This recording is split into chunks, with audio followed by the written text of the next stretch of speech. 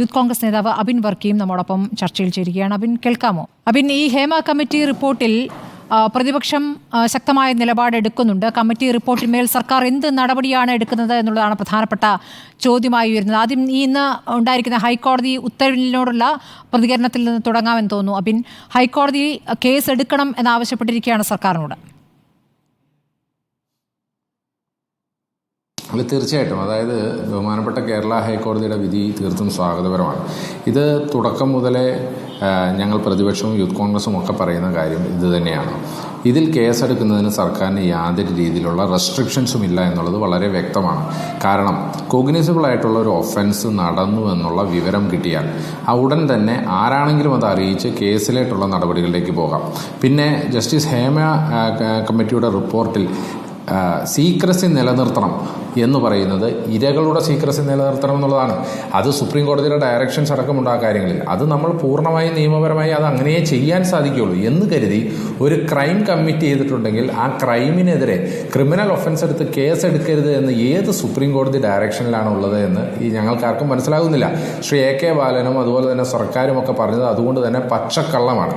കാരണം കഴിഞ്ഞ 4.5 കൊല്ലമായി ഇങ്ങനെ ഒരു ഹീനിയസ് ആയിട്ടുള്ള സീരീസ് ഓഫ് ക്രൈമും ഒരു പവർ മാഫിയയും, ആ പവർ മാഫിയയെ നമ്മൾ ഒരു അധോലോക മാഫിയയോട് തന്നെ ഉപമിക്കേണ്ടതുണ്ട്. കാരണം ആ കമ്മിറ്റി റിപ്പോർട്ടിൽ വളരെ വ്യക്തമായി 2 ഭാഗത്ത് പറയുന്നത് ഈ സിനിമാ മേഖലയിലെ സ്ത്രീകൾ ഇങ്ങനെ എന്തെങ്കിലും നേരിട്ടിട്ട് അവർ പുറത്തു പറയാത്തതിൻ്റെ കാരണം വലിയ രീതിയിലുള്ള കോൺസിക്വൻസസ് ആണ് ആ മേഖലയിൽ അനുഭവിക്കേണ്ടി വരുന്നത് എന്നുള്ളതാണ്. അത് ആ മേഖലയിൽ മാത്രമല്ല, അവരുടെ വ്യക്തിപരമായ ജീവിതത്തിലും കുടുംബ ജീവിതത്തിലുമൊക്കെ വലിയ കോൺസിക്വൻസസ് അവർ നേരിടേണ്ടി വരുന്നു എന്നുള്ളതാണ്.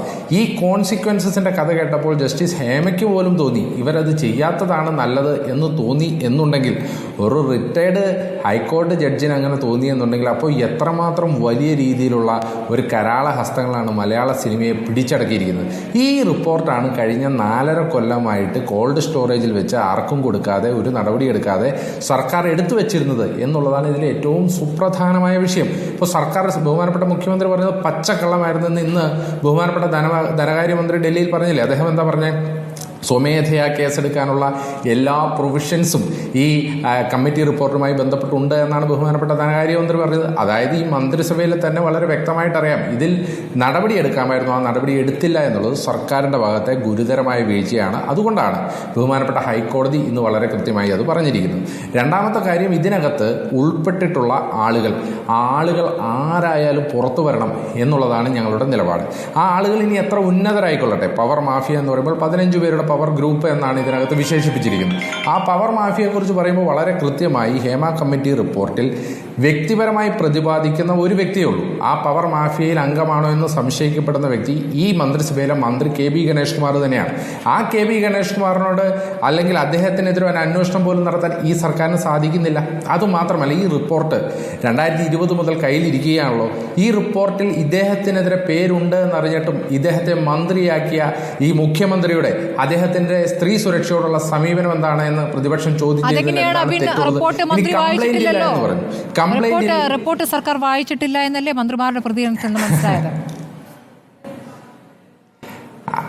അതായത് ഇതൊക്കെ അവർക്ക് എന്തെങ്കിലും ന്യായീകരണത്തിന് വേണ്ടി അങ്ങോട്ടും ഇങ്ങോട്ടും ഒക്കെ പറയാമെന്നുള്ളതല്ലാതെ ഈ റിപ്പോർട്ട് ഇവർ വായിച്ചിട്ടില്ല എന്നൊക്കെ പറഞ്ഞാൽ അപ്പോൾ ഈ മന്ത്രി തന്നെ മറ്റു ചില കാര്യങ്ങൾ പറയുന്നുണ്ടല്ലോ. അതായത് ഈ കഴിഞ്ഞ കാലങ്ങളിൽ സിനിമാ മേഖലയിൽ നടത്തിയ പല പരിഷ്കരണങ്ങളും, അത് ഇന്റേണൽ കംപ്ലയിൻസ് ആയിക്കൊള്ളട്ടെ, അതുപോലെ തന്നെ കോൺക്ലേവുകളായിക്കൊള്ളട്ടെ, ഇങ്ങനെ പല കാര്യങ്ങളും ഈ സർക്കാർ തീരുമാനിച്ചത് ഈ റിപ്പോർട്ടിന്റെ കൂടി അടിസ്ഥാനത്തിലാണ് എന്നാണ് പറയുന്നത്. അപ്പോൾ അങ്ങനെയാണെങ്കിൽ ഈ റിപ്പോർട്ട് വായിക്കാതെയാണോ ഇവർ ഈ നടപടികളൊക്കെ എടുത്തത്? ഇനി അതും മാത്രമല്ല, ഇവർ ഇതിനകത്ത് യാതൊരു വിധത്തിലുള്ള ഒളിച്ചുകളിയും ഞങ്ങൾ ഈ റിപ്പോർട്ട് കൊടുക്കാതിരിക്കാൻ ഒന്നും ചെയ്തിട്ടില്ല എന്നാണ് ഈ സർക്കാർ പറഞ്ഞത്. സത്യത്തിൽ എന്താ സംഭവിച്ച സ്മൃതി? സത്യത്തിൽ നിങ്ങളുടെ റിപ്പോർട്ടർ റോഷിപാൽ അടക്കം ഇതിനകത്ത് ഒരുപാട് പണിയെടുത്തിട്ടുണ്ട്. അത് നമുക്കറിയാം. കാരണം എന്താ? ഈ റിപ്പോർട്ടിന്റെ പകർപ്പ് ലഭിക്കുന്നതിന് വേണ്ടി സാംസ്കാരിക വകുപ്പുമായി ബന്ധപ്പെട്ട ആദ്യം ഒരു വിവരാവകാശം വെച്ചു. ആ വിവരാവകാശം തള്ളിക്കളഞ്ഞു. ഇനി ഇത് കൊടുക്കാൻ പറ്റില്ല എന്ന് പറഞ്ഞു. ആ സാംസ്കാരിക വകുപ്പിലെ അപ്പലേറ്റ് അതോറിറ്റിയുടെ അടുത്ത് വീണ്ടും വിവരാവകാശം വെച്ചു. കാരണം ഇവിടെ നിന്ന് തള്ളി അപ്പലേറ്റ് അതോറിറ്റി പോയി. അപ്പലേറ്റ് അതോറിറ്റിയും തള്ളി. അപ്പോഴാണ് വിവരാവകാശ കമ്മീഷണറുടെ കയ്യിലേക്ക് പോകുന്നത്. അതായത് സർക്കാരിന്റെ കയ്യിലുള്ള വിവരാവകാശ ഓഫീസർ 2 പ്രാവശ്യം ഈ റിപ്പോർട്ട് കൊടുക്കാൻ പറ്റില്ല എന്ന് പറഞ്ഞ് തള്ളിക്കളഞ്ഞപ്പോഴാണ് വിവരാവകാശ കമ്മീഷണറുടെ അടുത്തേക്ക് പോയത്. ആദ്യം ശ്രീ വിൻസെന്റ് അമ്പോൾ അത് കൊടുക്കാൻ പറ്റില്ല എന്ന് പറഞ്ഞെങ്കിലും പിന്നീട് വീണ്ടും രണ്ടാമതൊരു വിവരാവകാശ വിവരാവകാശം നിങ്ങളുടെ റിപ്പോർട്ടർ കൂടിയായ ശ്രീ റോഷിവാൾ ഉൾപ്പെടെയുള്ള ആളുകൾ സാംസ്കാരിക വകുപ്പിൽ വെച്ചു. ആ അപേക്ഷയും തള്ളി. വീണ്ടും അപ്പലേറ്റ് അതോറിറ്റിയിൽ പോയി, ആ അപേക്ഷയും തള്ളി. പിന്നീട് ശ്രീ അബ്ദുൾ ഹക്കീം എന്ന് പറയുന്ന വിവരാവകാശ കമ്മീഷണർ വന്നപ്പോഴാണ് ഈ അപേക്ഷ പരിഗണിച്ചത്. ഈ അപേക്ഷ പരിഗണിച്ചുകൊണ്ട് അദ്ദേഹം സർക്കാരിനോട് ഇത് എന്തുകൊണ്ട് കൊടുക്കാൻ പറ്റില്ല എന്ന് ചോദിച്ചപ്പോൾ കൊടുക്കാൻ പറ്റില്ല എന്ന് പറഞ്ഞു. പ്രത്യേക അധികാരം ഉപയോഗിച്ചാണ് ഇപ്പൊ ഇത് പുറത്തുവിട്ടത്. ഒരു സെക്കൻഡ്, ഒരു പ്രതികരണത്തിലേക്ക് പോവുകയാണ്. നടി ഉഷ ഈ കോടതി ഉത്തരവിനോട് പ്രതികരിക്കുന്നു, ഹേമ കമ്മിറ്റി റിപ്പോർട്ടിനോട് പ്രതികരിക്കുന്നു. അങ്ങനെ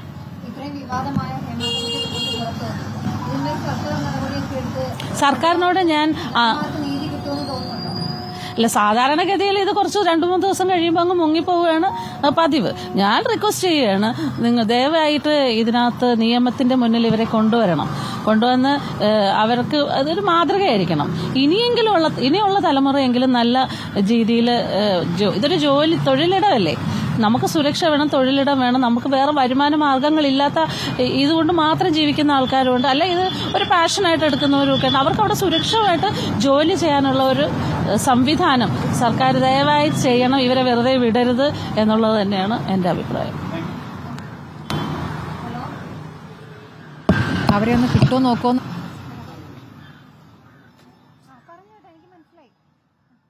പ്രതികരണം നടപടി വേണം എന്നുള്ളതാണ്, നടപടി എടുക്കണം എന്നുള്ളതാണ്.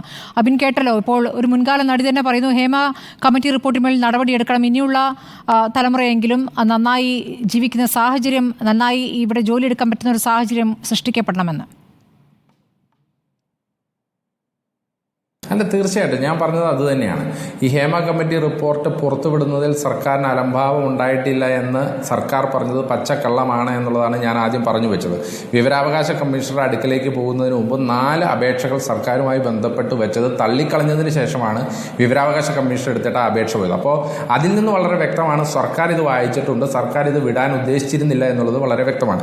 ഇനി രണ്ടാമത്തെ കാര്യം, ഇപ്പോൾ ഈ ബഹുമാനപ്പെട്ട ശ്രീ ഉഷ തന്നെ പറഞ്ഞതുപോലെ തന്നെ ഈ വിഷയത്തിൽ നടപടികളിലേക്ക് പോകാൻ സർക്കാരിന് യാതൊരു വിധത്തിലുള്ള റെസ്ട്രിക്ഷൻസ് ഇല്ല എന്നുള്ളതാണ്. അത് ലളിതകുമാരി കേസ് കഴിഞ്ഞതിനെ തുടർന്ന് ഇവിടെ കോഗ്നിസബിൾ ആയിട്ടുള്ള ഒരു ഒഫൻസ് നടന്നതിൻ്റെ ഇൻഫർമേഷൻ ലഭിച്ചിട്ടുണ്ടെങ്കിൽ സർക്കാരിന് നടപടികളിലേക്ക് പോകാം. ഇപ്പം നിങ്ങൾ സോളാർ കമ്മീഷൻ്റെ റിപ്പോർട്ട് എടുത്തോളൂ. ആ റിപ്പോർട്ട് അംഗീകരിച്ച് ഉടനെ തന്നെ ഒരു പരാതി എഴുതി മേടിക്കാൻ വേണ്ടി ഒരു മുതിർന്ന ഉദ്യോഗസ്ഥൻ അന്നത്തെ പരാതിക്കാരുടെ അടുത്ത് ചെല്ലുകയും FIR രജിസ്റ്റർ ചെയ്യുകയും തുടർന്ന് നേരെ CBIക്ക് കൈമാറുകയാണ് ചെയ്തത്. ആ പരാതിക്കാർക്ക് കൊടുത്ത നീതിയുടെ ഒരു 10% ഈ നാട്ടിലെ സിനിമാ നടിമാർക്ക് കൊടുത്തിരുന്നുവെങ്കിൽ പിന്നെ എന്തെങ്കിലും ഇത് കുഴപ്പമുണ്ടായിരുന്നോ സ്മൃതി? ഇനി അതുമാത്രമല്ല, ഇപ്പം നമ്മളിതൊക്കെ ഞാൻ ഇതിനകത്ത് വളരെ കൃത്യമായി പറയാൻ ആഗ്രഹിക്കുകയാണ്. ഈ റിപ്പോർട്ടിൽ 2-3 കാര്യങ്ങൾ പറയുന്നുണ്ട്. ഒന്ന്, നമ്മൾ ഇവിടെ ആവശ്യപ്പെടുന്നത് ഇവിടെ സെക്ഷുവലായി നടത്തിയ ഫോഴ്സ്ഫുള്ളായി സെക്ഷുവലായി നടത്തിയ വിഷയങ്ങളിൽ മാത്രമാണ് ഞങ്ങൾ ആവശ്യപ്പെടുന്നുള്ളൂ. അതിനകത്ത് സെക്ഷുവൽ വിഷയങ്ങളിൽ തന്നെ 2-3 കാര്യങ്ങൾ ഈ റിപ്പോർട്ടിൽ പറയുന്നുണ്ട്. കൺസെൻഷ്വൽ ആയിട്ടുള്ള സെക്ഷുവലിന് പോയ കാര്യങ്ങളെ കുറിച്ച് പറയുന്നുണ്ട്. അതൊന്നും നമ്മളെ ആരെയും ബാധിക്കുന്ന വിഷയമൊന്നുമല്ല. പക്ഷേ ഇതിനകത്ത് ഈ സിനിമാ മേഖലയിൽ പിടിച്ചു നിൽക്കണമെന്നുണ്ടെങ്കിൽ, വീണ്ടും അവസരം ലഭിക്കണമെന്നുണ്ടെങ്കിൽ ഇവിടെ ഈ മേലാളന്മാരുടെ ഒപ്പം അല്ലെങ്കിൽ അവർ സെക്ഷുവലായി അവരെ എക്സ്പ്ലോയിറ്റ് ചെയ്യാൻ ശ്രമിക്കുന്നു എന്നുള്ളതാ മാത്രമാണ് ഇവിടുത്തെ പ്രശ്നം. അതുപോലെ തന്നെ ആ സിനിമാ മേഖലയിൽ പ്രവർത്തിക്കുന്ന ജൂനിയർ ആർട്ടിസ്റ്റുകൾ, നമ്മൾ ഈ കാണുന്ന ഒരു സിനിമയിൽ 1000കണക്കിന് ആളുകൾ പങ്കെടുക്കുന്ന സിനിമയിലെ 5, 8, 10 ആളുകളെയാണ് നമ്മൾ ശ്രദ്ധിക്കുന്നത്. പക്ഷെ അതിൻ്റെ പുറകിലുള്ള 990 ആളുകളുടെയും ജീവിതം എങ്ങനെയാണെന്ന് നമ്മളാരും അവിടെ ശ്രദ്ധിക്കുന്നുമില്ല, അവരെക്കുറിച്ച് നമ്മളാരും കരുതുന്നുമില്ല. സത്യത്തിൽ ഈ ജൂനിയർ ആർട്ടിസ്റ്റുകൾ ഉൾപ്പെടെയുള്ള ആളുകൾ നേരിടുന്ന വലിയ രീതിയിലുള്ള അതിക്രമങ്ങളുണ്ട്, അവർ നേരിടുന്ന അവഗണനയുണ്ട്. അത് സെറ്റുകളിൽ ഉൾപ്പെടെ അവർക്ക് ടോയ്ലറ്റ് സൗകര്യം പോലും ഇല്ല എന്ന് പറയുമ്പോൾ സത്യത്തിൽ ഈ സർക്കാർ ഇടപെട്ടുകൊണ്ട് ഇതിനകത്തൊരു പുതിയ മാർഗരേഖ ഉണ്ടാക്കണം എന്നുള്ളത് മാത്രമല്ല, ഇന്നലകളിൽ നടന്ന അതിക്രമങ്ങൾക്കെതിരായിട്ട് കേസെടുക്കുകയും ആ കേസിൽ കുറ്റക്കാരെ ശിക്ഷിക്കുകയും ചെയ്യണമെന്നുള്ളതാണ് ഞങ്ങളുടെ അന്നത്തെയും ഇന്നത്തെയും ഉറച്ച നിലപാട്. അത് തന്നെയാണ്. സർക്കാർ അതിൽ നിന്ന് ഒളിച്ചുകളി നടത്തുന്നു എന്നുള്ളത് വളരെ വ്യക്തമാണ്. അതുകൊണ്ടാണ് സർക്കാർ തുടക്കം മുതലേ ഈ വിഷയത്തിൽ ഞങ്ങൾ പുറത്തുവിടില്ല, ഞങ്ങൾ സീക്രസി പുറത്തുവിടില്ല. എന്ത് സീക്രസിയാണ് സ്മൃതി ഈ വിഷയത്തിലുള്ളത്? ഒരാൾ പീഡിപ്പിക്കപ്പെട്ടു, പീഡിപ്പിക്കപ്പെട്ടു എന്ന് സീരിയസ് ആയിട്ടുള്ള കുറേ പീഡന കഥകൾ വന്നിട്ട് ആ പീഡിപ്പിച്ചവരുടെ ഒന്നും ലിസ്റ്റ് ഞങ്ങൾ പുറത്തു വിടില്ല, അത് ഞങ്ങൾ സീക്രട്ടായി ഞങ്ങൾ മാന്യത കാണിക്കും. അതിൽ എന്ത് മാന്യതയാണുള്ളത്? എന്ത് മാന്യതയുടെ അംശമാണ് അതിലുള്ളതെന്നാണ് ബഹുമാനപ്പെട്ട മുഖ്യമന്ത്രിയും മന്ത്രിമാരും ഒക്കെ കരുതുന്നത്.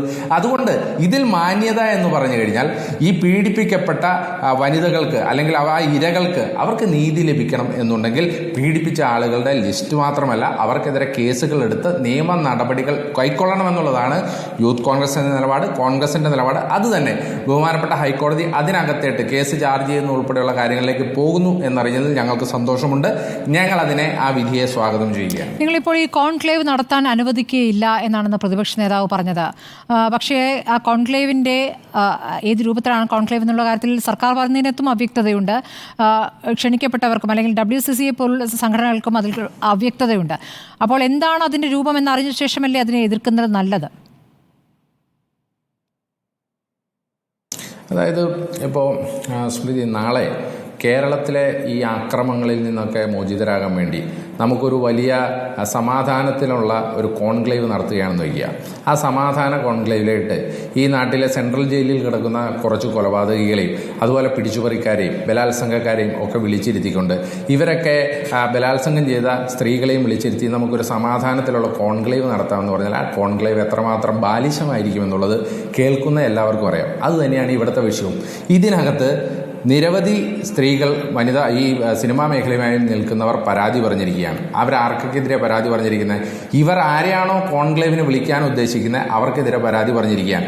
അവരെയും ഇവരെയും ഒന്നിച്ചിരുത്തി ഇനി നമ്മൾ ഇന്നലെ വരെയുള്ള വിഷയങ്ങളെല്ലാം, പീഡനങ്ങളെല്ലാം കോംപ്ലിമെന്റ്സ് ആക്കി നാളെ മുതൽ ഇവരങ്ങനെയൊന്നും ചെയ്യില്ല എന്ന് പറഞ്ഞ് ഒരു കോൺക്ലേവ് നടത്തി കൈയടിച്ചു പോയാൽ ഈ മേഖലയിലെ വിഷയങ്ങൾ തീരുമെന്നാണോ നമ്മൾ പ്രതീക്ഷിക്കുന്നത്? അങ്ങനെയാണോ ഒരു മേഖലയെ നമ്മൾ ശുദ്ധീകരിക്കേണ്ടത്? അതുകൊണ്ടാണ് പ്രതിപക്ഷം കൃത്യമായ നിലപാട് ഈ കാര്യത്തിൽ പറഞ്ഞത്. ആദ്യം ഈ വിഷയത്തിൽ, ഈ ഹേമ കമ്മിറ്റി എന്നുള്ള ഒരു വിഷയത്തിൽ കൃത്യമായ ഒരു നിലപാടെടുത്ത് നിയമ നടപടികൾ സ്വീകരിക്കുക. നമുക്ക് ഹേമ കമ്മിറ്റിയുടെ നിർദ്ദേശങ്ങളുണ്ട്, തീർച്ചയായിട്ടും ആ നിർദ്ദേശങ്ങൾ ഞങ്ങൾ അംഗീകരിക്കുകയാണ്. കാരണം നമുക്ക് ഈ സിനിമാ മേഖലയെ ശുദ്ധീകരിക്കേണ്ടതുണ്ട്.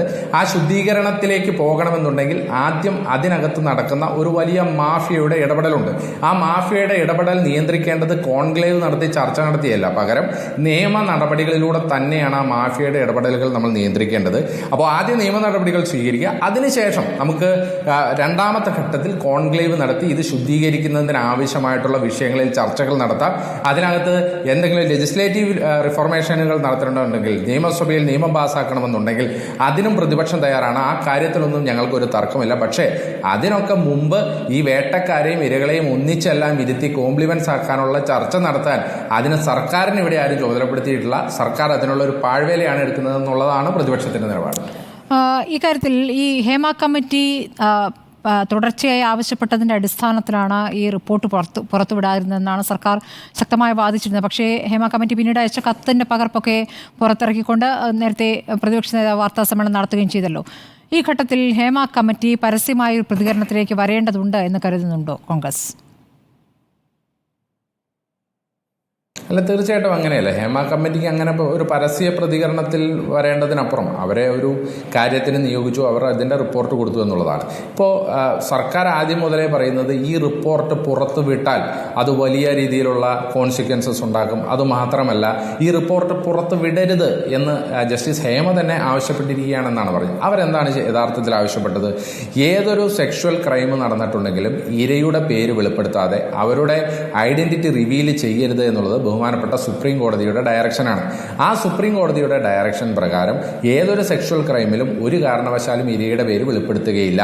അപ്പോൾ ജസ്റ്റിസ് ഹേമ അവരുടെ കമ്മിറ്റി റിപ്പോർട്ടിൽ പറയുന്നത് ഇത് നാളെ ഏതെങ്കിലും യൂഷ്വൽ നടപടിക്രമങ്ങളുടെ ഭാഗമായി പുറത്തേട്ട് കൊടുക്കേണ്ടി വന്നിട്ടുണ്ട് എന്നുണ്ടെങ്കിൽ സുപ്രീം കോടതിയുടെ ഡയറക്ഷൻ അനുസരിച്ച് അവരുടെ പേര് റിവീൽ ചെയ്യപ്പെടരുത് എന്നുള്ളതാണ്. അത് പൂർണ്ണമായിട്ടും പാലിക്കാൻ നമ്മളെല്ലാവരും ബാധ്യസ്ഥരാണ്. അത് മാധ്യമങ്ങളും ബാധ്യസ്ഥരാണ്, സർക്കാരും ബാധ്യസ്ഥരാണ്, നമ്മളെല്ലാവരും ബാധ്യസ്ഥരാണ്. അങ്ങനെ ഏതെങ്കിലും കാരണവശാൽ ഇരയുടെ പേര് പുറത്തു വന്നാൽ പുറത്തു വിടുന്നവർക്കെതിരെ നിയമപരമായ നടപടിയെടുക്കാൻ സാധിക്കും. അപ്പോൾ അങ്ങനെ പറഞ്ഞിരിക്കുന്ന റിപ്പോർട്ടിൽ പച്ചക്കള്ളം പറഞ്ഞുകൊണ്ട് ഹേമ കമ്മിറ്റി, അതായത് നിങ്ങളൊന്ന് ആലോചിക്കൂ, ഒരു ജസ്റ്റിസിന് ഒരു വലിയ serious of sexual heinous crime നടന്നിട്ട് ആ ക്രൈമിലെ പ്രതികളുടെ ആരും പേരുകൾ പുറത്തുവിടരുത്, അതിനെതിരെ കേസുകൾ എടുക്കരുതെന്ന് എങ്ങനെ ഒരു ജസ്റ്റിസിന്, ഒരു റിട്ടയർഡ് ജസ്റ്റിസിന് പറയാൻ സാധിക്കും?